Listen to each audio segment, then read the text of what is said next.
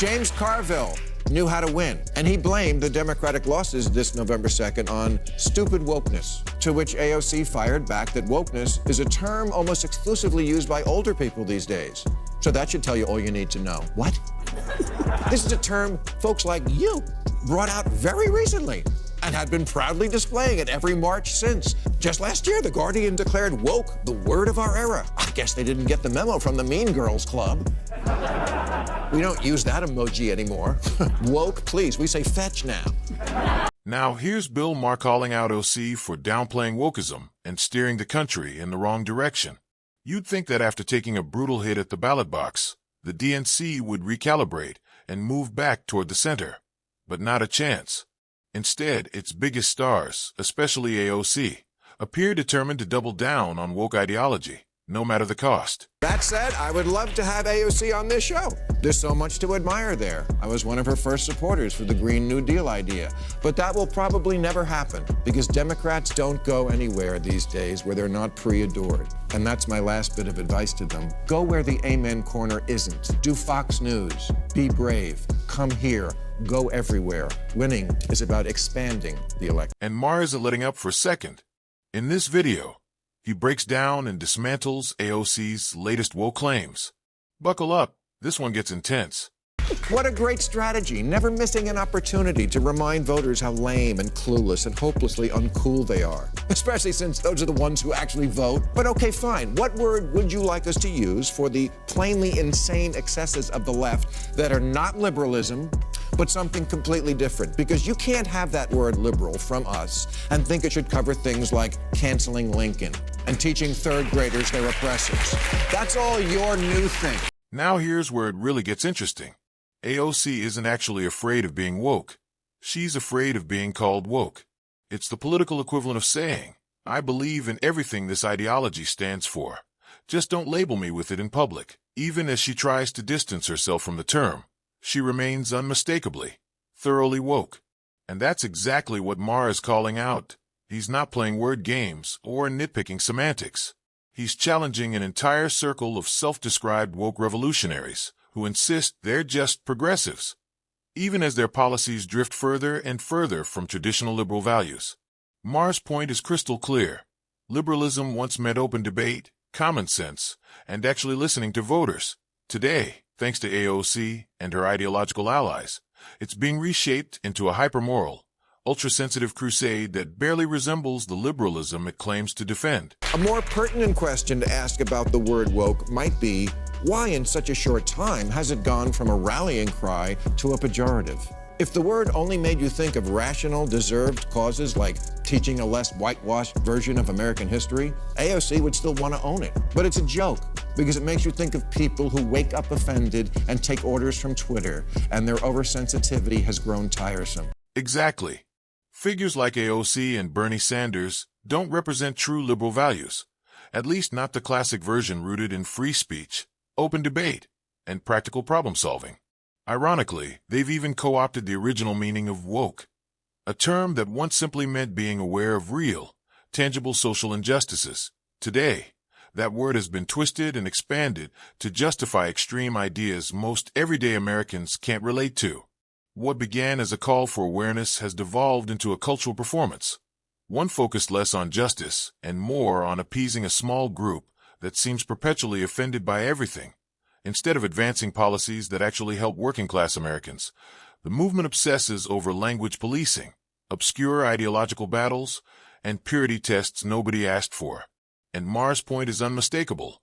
This modern woke agenda has drifted far from genuine liberalism, and even farther from the real concerns of ordinary people. People ask me all the time, why haven't you ever had Hillary or Bill Clinton on? Why didn't you have Kamala on during the last campaign? We don't ask. We ask these people every week. They say 8 years and a petition to get Obama on. And these are people, all people I voted for. Think about afraid to come on the show of a guy who voted for.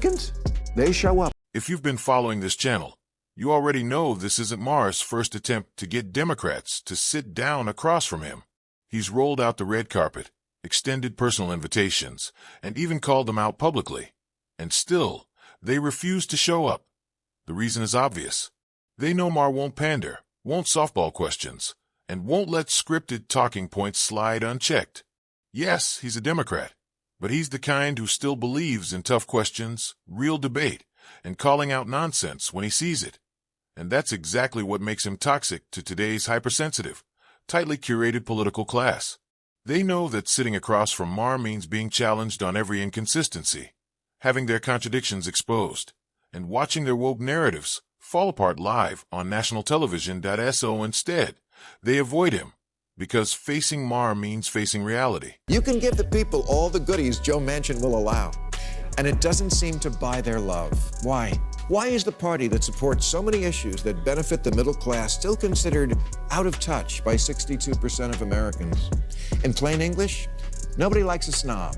Hillary Clinton didn't have anyone on rural research or outreach when she ran in 2016 until the race tightened just before the election. Then they hired one. And where was his office? Brooklyn. True story.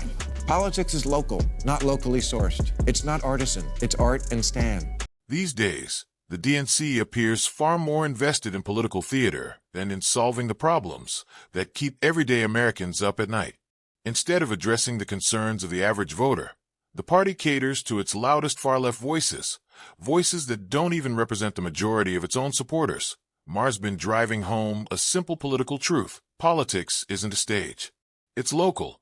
It's about showing up for the people who elected you, listening to their struggles, and fixing the bread-and-butter issues that shape daily life. Yet that message seems to fly right over the heads of figures like AOC, who appear far more focused on ideological battles than on practical governance. Maher's point is unmistakable. If Democrats want to win back trust, they need less performance art and far more real problem-solving. Right now, they're missing the mark entirely. Your microaggression culture doesn't play in the Rust Belt. If a staffer hands you a speech that says menstruating people instead of women, don't say that. Say women. Don't put anyone fresh out of college in charge of the campaign. They've been given participation trophies their whole life. They don't know how to win. Maher continues dissecting, point by point, the woke missteps that contributed to the DNC's election losses, and he doesn't hold back. He highlights how the party almost erased the concept of womanhood, replacing a word that stood for millennia with clinical terms like menstruating people or birthing people, expecting everyday Americans to accept it as normal. Then there's the obsession with radicalized education culture. Instead of teaching resilience, standards, and real achievement, schools handed out participation trophies like candy. No effort required, no excellence rewarded. The message was clear. Just show up, and you're a winner. Maher argues this mindset eventually bled into politics, activism, and even workplaces, where hiring decisions often prioritize demographic checkboxes over skill and competence. To a lot of folks in America, you come across as the cares about everybody but me party. And it doesn't have to be that way. You can find ways to stand up for these folks without being David Duke. This month, when the Democrats finally passed their big $1 trillion bill to rebuild our roads and bridges, 6 Democrats voted no because it didn't go far enough to address climate change, which I'm sure is true. What does? But this was free money from the federal government that would actually improve their constituents' lives. I can see a voter saying, you know, Squad, I agree with you on climate change. But as long as it is happening, we also need money for getting the water pumped out of the subway. Today's Democrats seem more focused on people abroad than on citizens in their own neighborhoods. They rally passionately for Gaza, organize emotional campaigns for teens in Guatemala, and draft heartfelt petitions for communities in Afghanistan. Yet when it comes to issues that directly affect American families, jobs, safety, housing, the cost of living, they stall, debate endlessly, or do nothing at all. Maher highlights one glaring example, a massive funding package rejected simply because it lacked climate change provisions. Instead of using that money to address failing infrastructure, overwhelmed cities, and struggling households, they threw it aside. Domestic suffering could wait, but global symbolism could not. Maher's point is clear and fair. They could have taken the funding, solved urgent problems first, and pursued climate-focused measures afterward. That's practical politics. But today's Democrats are so consumed by ideological purity that they'd rather let Americans suffer than compromise even slightly. And voters notice. And then there's abortion. A difficult issue for the Democrats to lose on, but they're trying.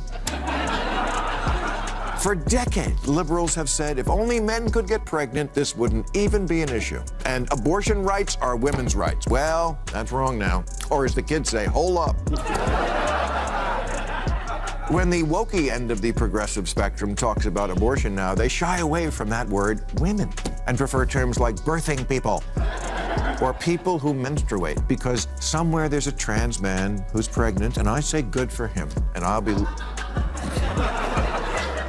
looking for his story somewhere in a future issue of Ripley's Believe It or Not. The woke ideological wave hit its peak when the far left boldly claimed that men could get pregnant, a statement so disconnected from biology that most people didn't know whether to laugh or panic. To cement the idea, they even rolled out a pregnant man emoji, as if a tiny digital icon could erase thousands of years of science. It was pure ideological theater. Unsurprisingly, the public reacted with confusion, disbelief, and plenty of raised eyebrows. Reasonable questions and critiques emerged, highlighting just how far the debate had drifted from reality. But instead of engaging, the far left responded with outrage. Anyone who questioned the claim, even politely, was branded intolerant, bigoted, or hateful. Discussion wasn't wanted. Compliance was mandatory. Dissent became punishable. Accept the narrative without question, or be labeled an enemy of progress. That's when it became painfully clear. This wasn't about inclusion or justice anymore. It had transformed into ideological enforcement, leaving ordinary people struggling to keep up with the constantly shifting rules of woke correctness. That wraps up today's video. If you enjoyed it, hit the like button and subscribe for more content like this.